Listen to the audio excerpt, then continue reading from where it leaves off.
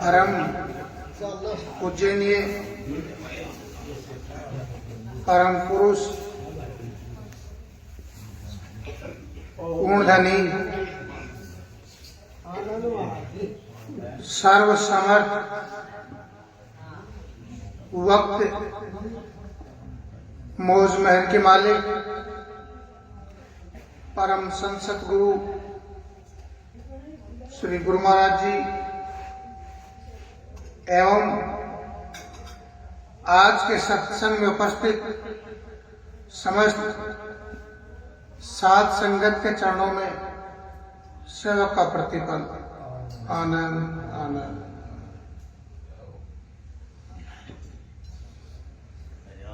आज गुरु महाराज जी की हम जीवात्माओं पर अपार कृपा हुई है कि सत्संग महायज्ञ में उपस्थित होने का हम जीवात्माओं को सुअवसर प्राप्त हुआ है।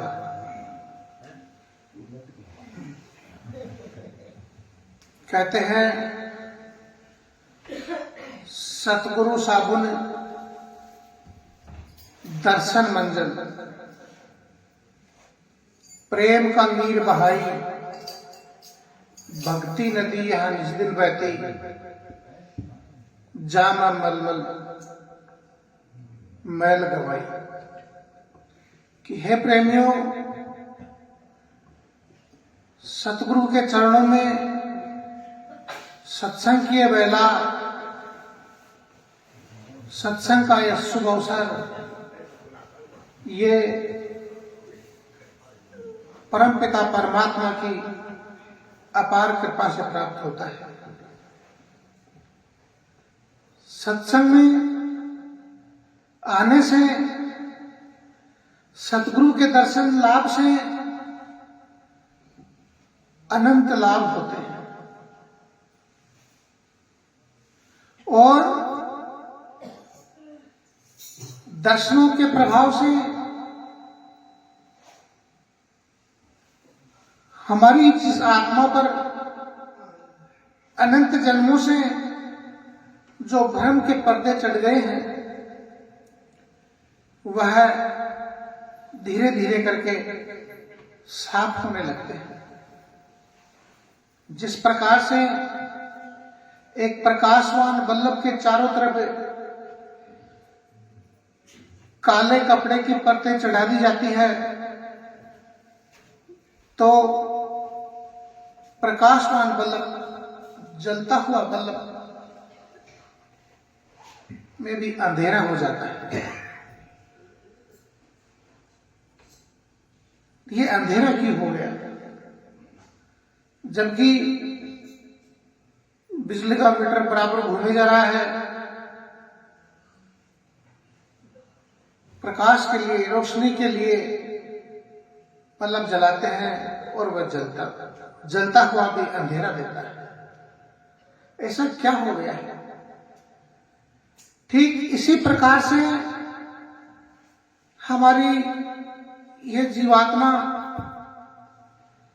जो परमपिता परमात्मा के अंश है,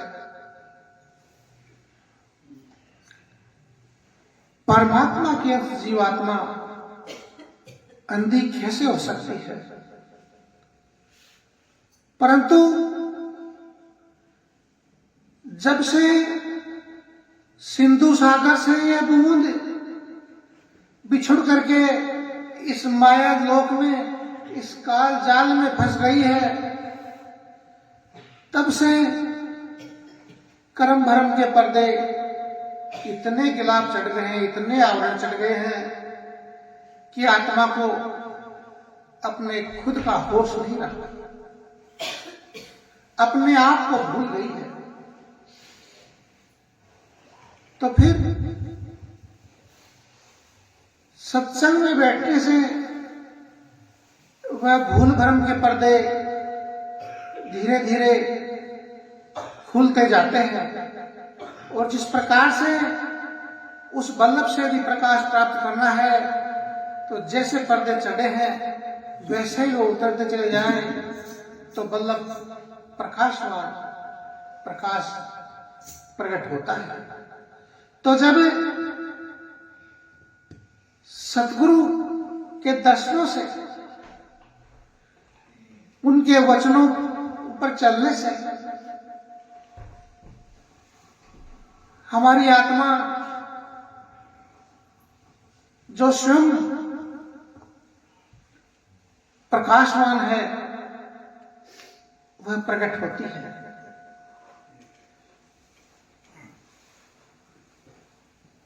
एक उदाहरण के तौर पर महात्मा ही समझाते हैं कि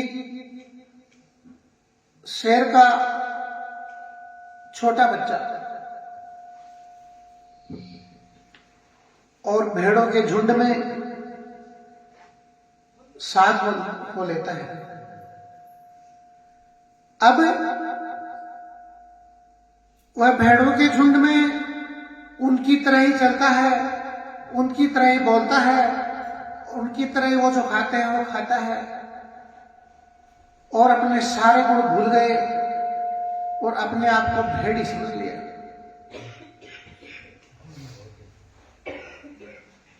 अब उसे किस प्रकार से एहसास हो गया? हम जीवात्माएं परमपिता परमात्मा की संतान अपने आप को केवल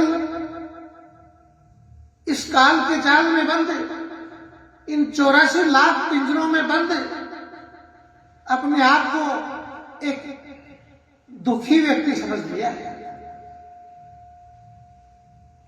और जिधर हम सुख की कल्पना करते हैं, खोज करते हैं और जिसे हम सुख समझते भी हैं, वह कुछ समय बाद आज का सुख फिर दुख में नजर आता है। तो फिर ये सुख है कहां? गुरु महाराज फरमाते हैं तो सुख दुख से परे परम सुख है, ता सुख की बलिहारी। ये संसार का जो सुख और दुख है, इन दोनों के पार अपने देश में जो आनंद है वह प्राप्त करना है। तो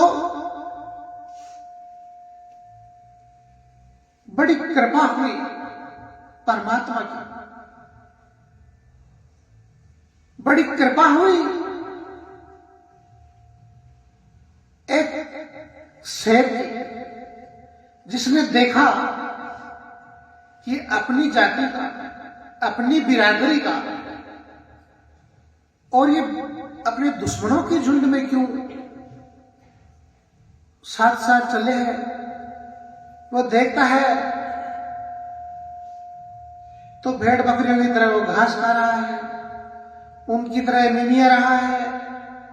अरे क्या हो गया है? तो अनंत सदियों से, अनंत युगों से जब परमपिता परमात्मा की अपार कृपा होती है तो सतगुरु अपनी जीवात्माओं को आवाज देता है।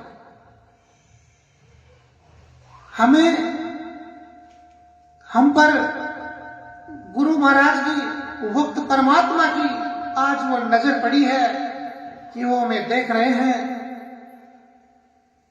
कि हम जीवात्माएं कैसे काल के जाल में अपने आप को बंधनों से घिरा हुआ, दुखों से, संकटों में पिसा हुआ समझे बैठे हैं और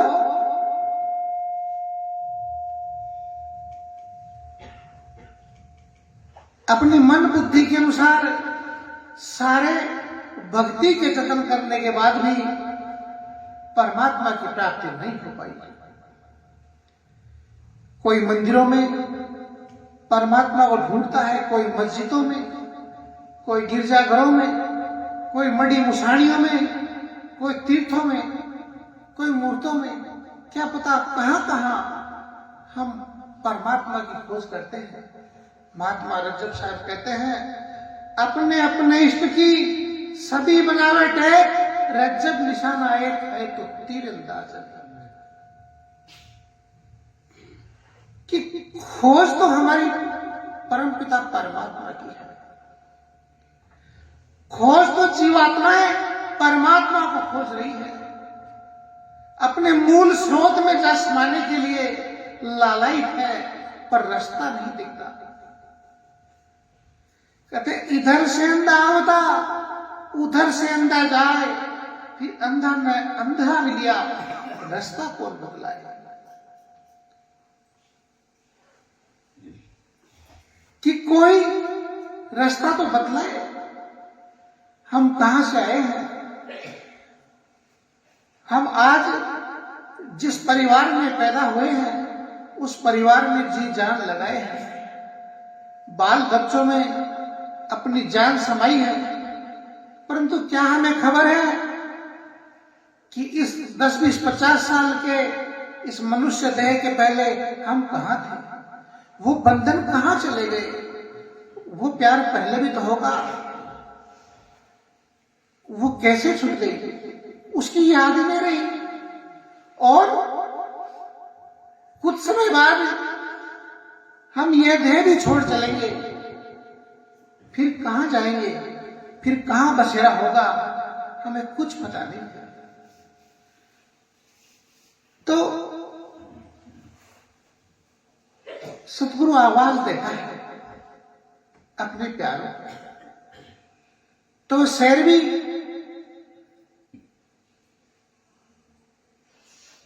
अब उस भेड़ों के झुंड के पास जाता है, तो जैसे ही शेर को देख करके भेड़ें डर के भगती है, वह शेर का बच्चा भग जाता है। परमात्मा ने वक्त गुरु के रूप में सत्संगों में हमें बुलाते हैं कि सत्संगों में समझाई जा सकती है वो बात, सत्संगों में समझी जा सकती है वो बात। कहते आओ जी सत्संग में, आनंद हो जा तन में, नित उठ चलो जी गुरुओं के सत्संग में। ये महिमा तो संतों के सत्संग की है, परंतु जब कोई वक्त दयाल आवाज लगाते हैं, वक्त गुरु जब हेला देते हैं, तब हम उनके सत्संगों में से भी दूरियां बनाने लगते हैं। तो वह भेड़ बकरियों के झुंड के साथ वो शेर का बच्चा ही भाग जाता है, लेकिन वो शेर भी ऐसा अवसर देखता है कि सब भेड़े इधर उधर झुंड में अपनी घास फूस चल रही थी, और वह शेर का बच्चा किसी भूलवश, किसी कारणवश एक साइड में एकांत में हो गया। हम एकांत में कब होते हैं?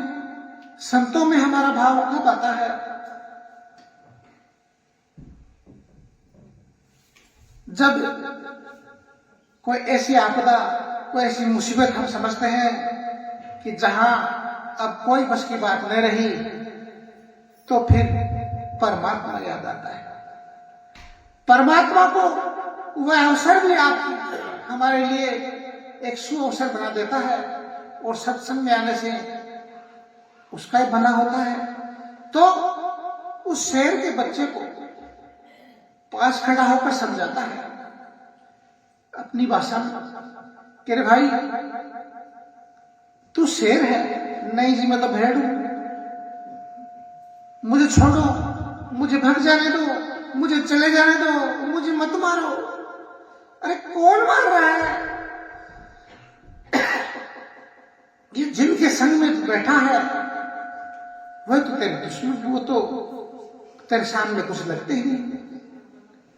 विश्वास नहीं आता है तो कहता है कि भाई थोड़ा सा विश्वास करो, थोड़े समय के लिए धैर्य धारण करो। बोले ठीक कि नदी के किनारे चलो। चलता है और अब वो शेर कहता है कि अब इस नदी के जल में अपनी शक्ल देखो, खुद की शक्ल देखो और फिर मेरी शक्ल देखो। तो वह शेर का बच्चा जो धीरे धीरे बड़ा होने लगा था, वह नदी के जल में अपनी परछाई देखता है तो ये तो यकीन हो गया कि ये भेड़ बकरियों में तो तेरी शक्ल मिलती है, और सामने शेर को देखता है कि हाँ इनमें जरूर मिलती है। अब थोड़ा विश्वास होता है, तो ये विश्वास जमाने से जमता है। गुरु महाराज जी फरमाते हैं, सत्संग की कोई जड़ नहीं होती। सत्संग में जब हम अपने प्यार प्रेम का, जब अपने विश्वास का दिया जलाते हैं, अपना विश्वास करते हैं, अपने गुरु में भरोसा रखते हैं, तो वह सत्संग का पौधा हरा भरा रहता है। जैसे ही हम गुरु से विमुख हुए, वह वृक्ष सूख जाता है और वापस काल शिकारी उसको अपना शिकार बना लेता है। कहते हैं, काल जबर जुल्मी बड़ा, खड़ा रहे मैदान, कर कमर खींच रहे मारे को शतान। काल बहुत बड़ा जुल्मी है। इस बात का एहसास तब होता है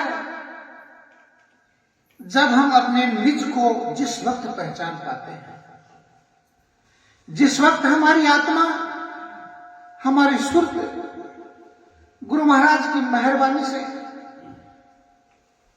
जब इस देह से बाहर निकल करके उस आनंद लोक के, उस आनंद का अनुभव प्राप्त करती है, तब यह संसार एक विष्ठा के समान लगता है।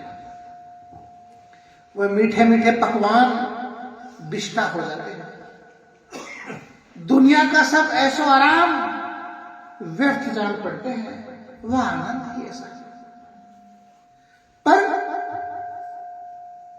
विश्वास करने पर बात आगे बढ़ती है। तो अब शेर कहता है कि मैं गर्जना करता हूं, वैसी गर्जना तू भी कर। अरे क्या नहीं आता। तो शेर गरजता है और वैसी ही हुंकार जब वह शेर का बच्चा गर्जना करता है, तो जिनके साथ में वो बरसों से रह रहा था, वो सब डर के दूर भाग जाते। पर कब, जब हम अपने परमपिता परमात्मा का हाथ पकड़े रहते हैं, जब हम उनके संग हो जाते हैं, जब कालजाल अपने आप से दूर भाग जाते हैं। अब भक्ति करें तो कैसे करें?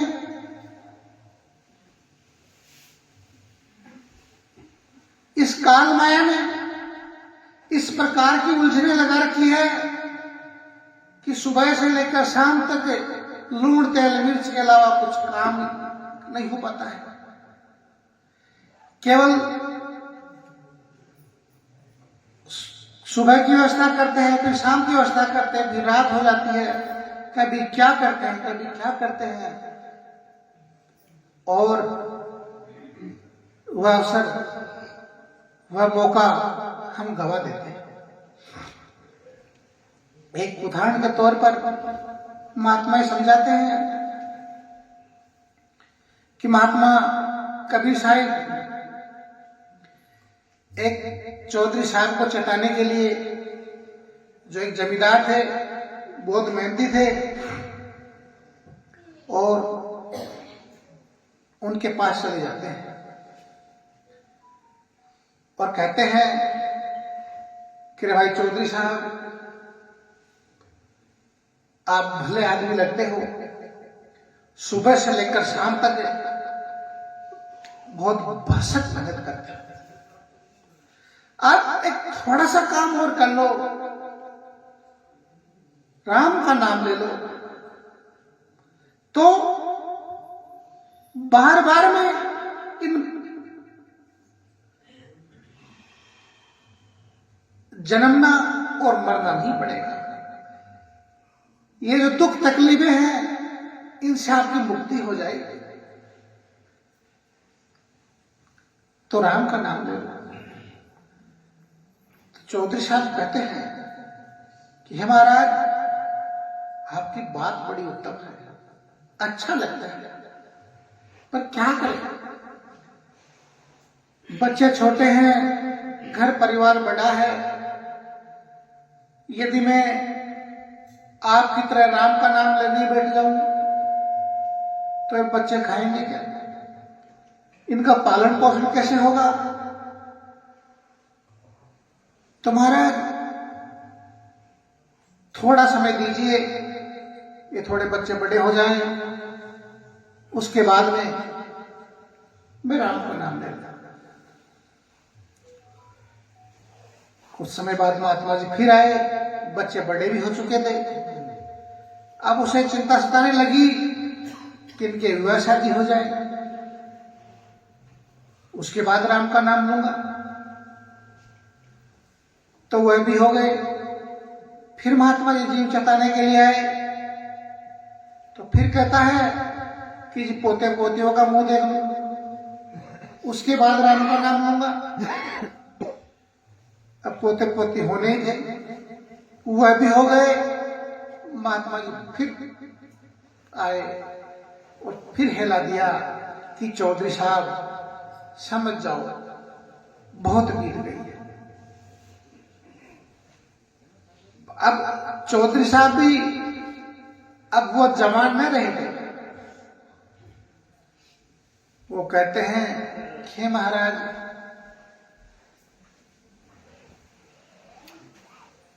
बच्चे लापरवाह हो गए हैं, रातों को जाग करके खेत की रखवाली करना पड़ता है। अब वो बेटे थे, वो तो कोई दीन धर्म के रहे नहीं है, वो तो मेरी सुनाई करते नहीं है। अब इन पोतों पोतियों पर जरा मन है, इनको जरा खिला लें, ये जरा होशियार हो जाएंगे तो यहाँ ये मुझे मेरी मदद करेंगे, फिर राम का नाम लेना। इतनी उलझने हैं संसार में कि इनकी पूर्ति करते करते यदि हम यह विचार करते हैं कि जब सब कार्य संपन्न हो जाएंगे उसके बाद में राम का नाम, परमात्मा का नाम, गुरु का नाम लेंगे, तो ऐसा समय आने वाला नहीं है।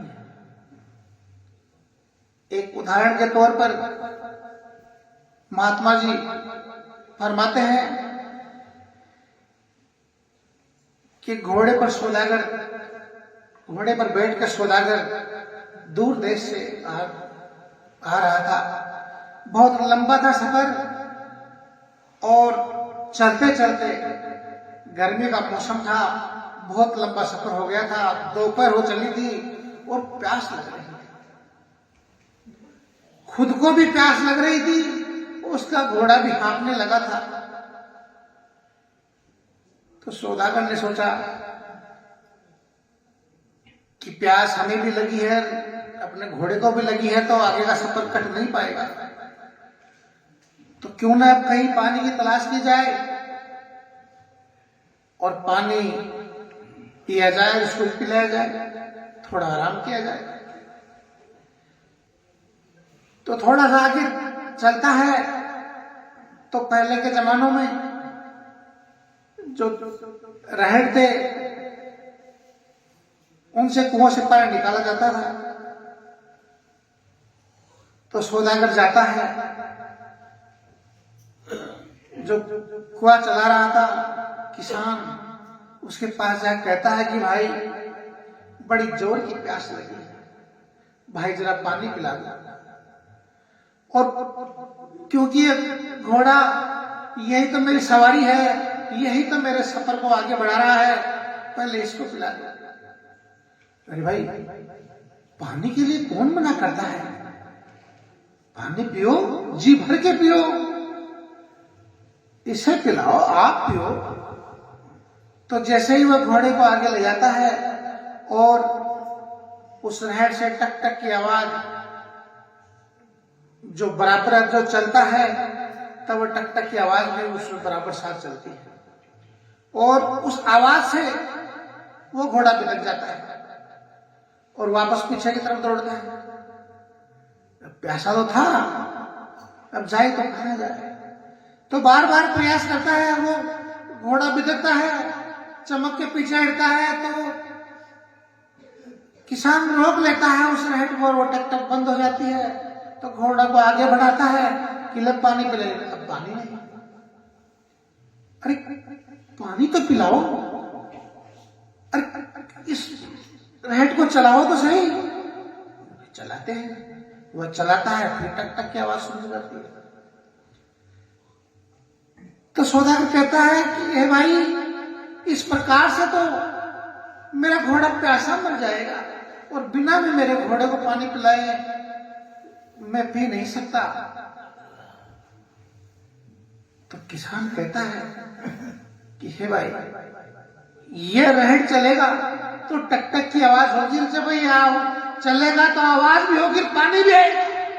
इस टक टक की आवाज में ही इसको पानी पिलाना है तो पी, खुद पी, नहीं तो प्यासे ही मर जाना है। तो संसार की ये जो समस्याएं हैं, जिन्हें हम समस्या मानते हैं कि आज ये काम हो जाए, आज वो मन्नत पूरी हो जाए, आज ये नौकरी लग जाए, आज ये हो जाए, आज ये धन हो जाए, ये सामान हो जाए, ये संसार में ऐसा ही चलता रहेगा। भले से कितना ही हम पैसा कमाएं, जरूरत का तो कमाना पड़ेगा। सतमत जरूरत की कमाई की मनाही नहीं करता, लेकिन इस चीज की इंतजार करना कि ये समस्या खत्म हो जाए और फिर राम का नाम लेंगे, ऐसा समय कभी नहीं आया है, कभी नहीं आएगा। तो चौधरी साहब के पास में महात्मा जी फिर जाते हैं। तो इस बार जिस बड़े से पलंग पर, बड़ी सी चारपाई पर वो बेटा खेतों की रखवाली करता था, वो खाली थी। महात्मा कबीर साहब जी आप जाकर के उसके बेटे पोतों से पूछते हैं, वो भी देखते हैं कि कोई दादा का प्रेमी है, मिलने वाला है, उसके बारे में पूछता है। तो भाई वो कहाँ गए चौधरी साहब? बोला जी वो तो गुजर गए। गुजर गए? कहाँ गुजर गए? बोला उनको तो काफी समय हो गया। अरे जिस जीव को चताने के लिए कितनी बार आए, वह जीव हाथ से निकल जाता है। जब वक्त गुरुओं की बात नहीं मानता तो हाथ में आया मौका निकल जाता है। कहते जानकर अनजान बनता, मैं सदा जिंदा रहूं, घूमती हरदम कसायन, मौत सिर जानी नहीं। इस तरह नैया तेरी भाई पार हो जाए कि हे प्रेमियों, मौत जब सबको आई है, हमें भी आएगी, निश्चित है।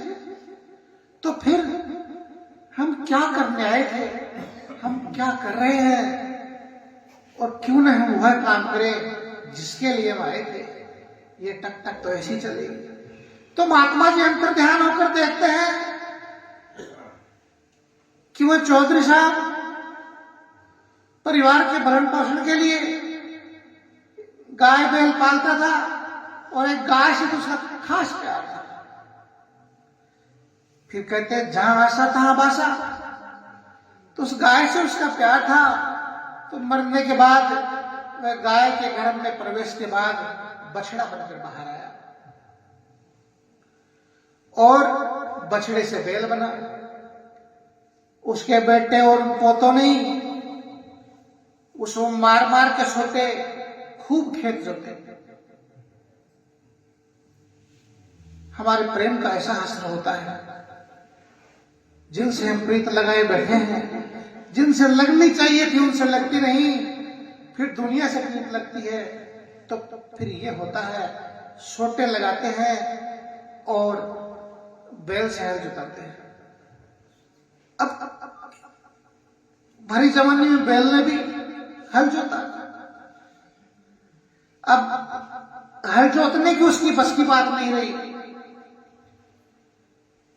तो उसके बेटे पौधों ने उसे तांगे वाले को बेच दिया। तांगे वाले ने उस पर माल ढोआ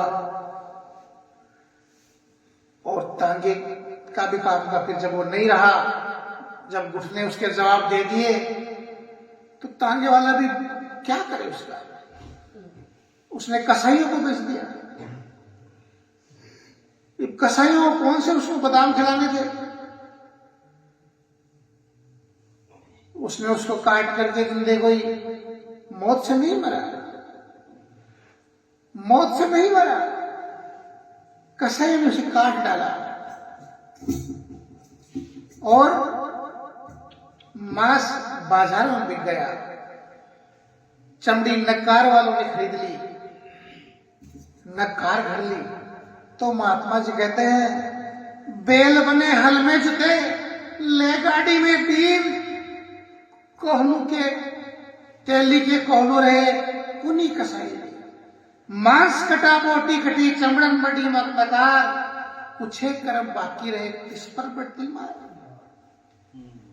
कि हे प्रेमियों, काल की मार पड़ी, इस मार से कौन बचाएगा? सतगुरु बचाएगा। स्वामी जी महाराज कहते हैं, आओ जी जैसे तैसे भाव से, हरगिज निराश न होगे इस सतगुरु दरबार से। कि हे प्रेमियों, सतगुरु किस प्रकार से गुरु महाराज जी हमारा भला करते हैं, ये हमारी समझ में नहीं आ सकती। वे तो कृपा निधान आप स्वयं जाने, केवल उन्होंने आवाज दी है, उस आवाज पे हम केवल इकट्ठा हो जाए सत्संग में, फिर जो करना है उन्हें करना है। आनंद आनंद।